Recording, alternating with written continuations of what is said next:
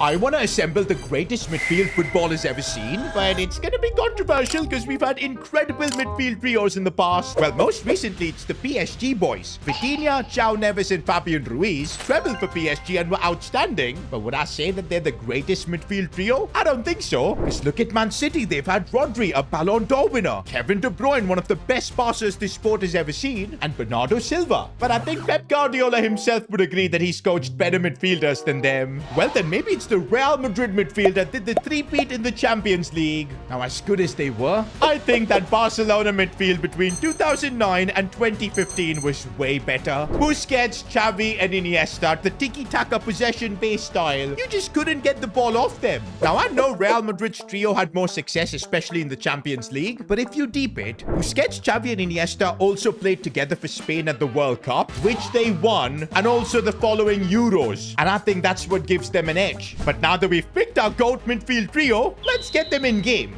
Now, Sergio Busquets just announced his retirement, and that's why EA cooked, man. They gave him an end-of-an-era card, 88 rated, and straight away he's going into that holding midfield role. Okay, I'll be honest, EA, like 77 pace is a bit too much. Pro should have like 43 pace, because even prime Busquets never could really run. He played his game through his mind. And all right, boys, we're buying our next player, and that's going to be Xavi for 600k coins. Now, that's the trio almost complete, but we do need one more player. And I'm so glad in FC 26, EA actually released Iniesta as an icon card. 92 rated as well. One of the best midfielders of all time. Almost 1.4 million coins, but I'm buying him. And now, bro, this is getting me a bit emotional. We've just assembled the greatest midfield trio in FC 26. Now, we do need to fill out the rest of the team, because once our squad is built, I'm going to be playing one game of FC 26. And for every goal I lose by, one random discard. But there's going to be a catch. I can only score after building up 10 consecutive passes with our midfield.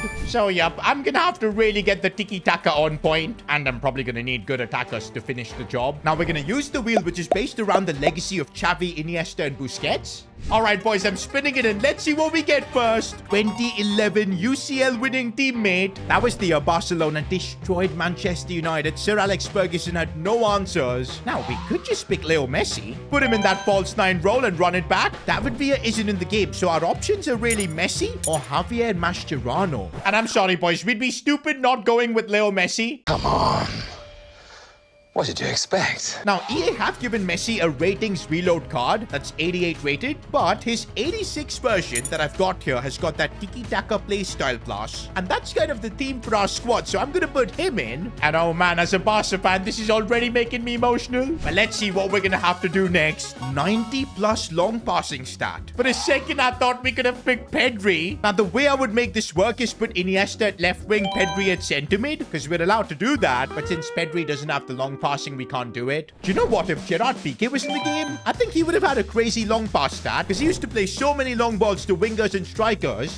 Barcelona do have Pau Kubasi, who is literally known for his passing. And what on earth is this? His ratings reload card has got 96 long passing. I guess that settles it. We've got ourselves a centre-back. But okay, so far the team is coming along nicely. And up next, we need a La Masia graduate. Now, we do have a few options here. Victor Valdez would have been one, but he's not in the game. Jordi Alba, though, and he's just got an end-of-an-era card, just like Busquets. But I don't know if we can classify him as a La Masia graduate, because he was from La Masia, but instead of working his way up and getting promoted to the first team, he actually left to join Valencia. So I would say he didn't really graduate. But Carlos Puyol definitely did. He's Barcelona through and through. Literally played his entire career at the club. 15 years, by the way. And he was also a part of that World Cup winning Spain side. And there you go, we're putting Puyol straight into the team. And what is the wheel gonna make us choose next?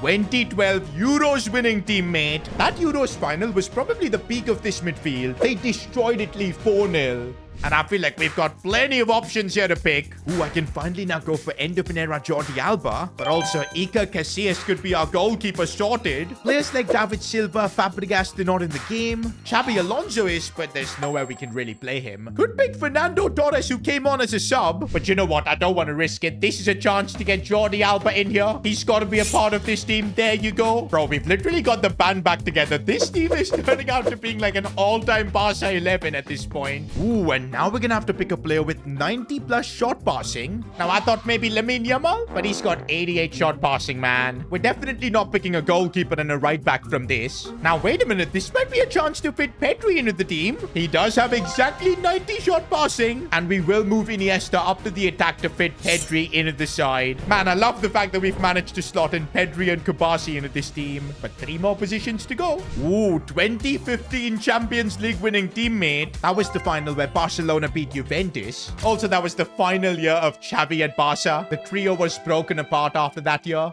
But now looking at players we can pick, Mascherano is there, but we've already got our centre-back partnership sorted. Dani Alves, if he was in the game, it would have been absolutely perfect, but he isn't. And in the attack, Neymar, I would have loved to put him maybe on the right side, but he's not in the game. I can't believe Neymar is not on FC. I could put Suarez, but he's only got like a terrible gold card right now. I do not want him in my team. So I think our best bet then would be Marc-Andre ter Stegen. Now, you guys know I'm not his biggest fan, but I can't deny in terms of the ball at his feet and his passing, he's probably one of the best. Ooh, and this one's interesting because finally we're going to try and get a non-Barca player. We need to pick someone who our trio has faced in a Champions League final. That means we could pick someone from that 2009 Man United team. Now, we could pick Ronaldo because he was part of that 2009 Man United team, but I don't think he fits the theme of our squad. Going to 2011, there's only Wayne Rooney, I think, that could really fit. 2015, though, it was Juventus, and their right back is Lichtsteiner, but I don't think he's in the game anymore. Could go with maybe Carlos Tevez. Okay, I think I've got a plan.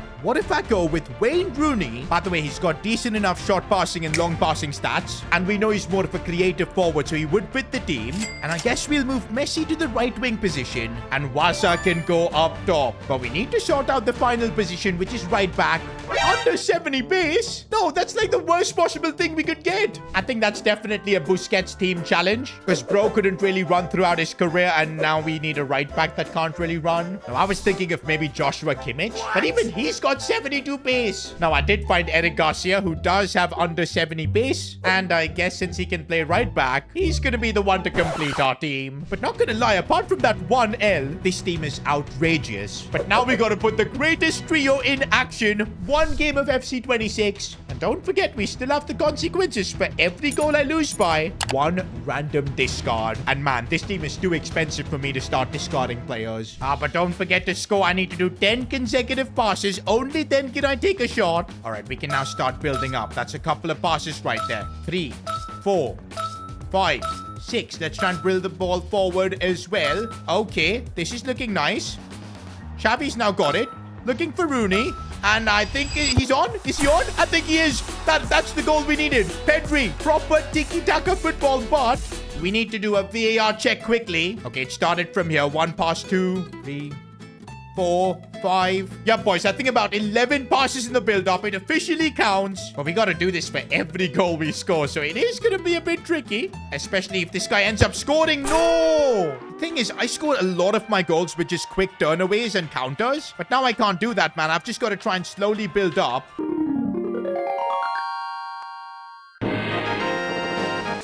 Okay, we've easily done the 10 passes now. It's all about getting the goal, which we can. Is brilliant build-up play. My goodness. I just felt like prime Barcelona there. I think now that we've got the lead, what I need to focus on just passing and passing, keeping the ball. That's what Busquets, Xavi, and Iniesta did. I can imagine this guy is getting so frustrated looking at me just play all these passes. And this is what Barcelona did to real-life teams as well. And oh my days, the way we're opening things up here. This is the most fun I've had playing FC 26 with this crazy passing play style.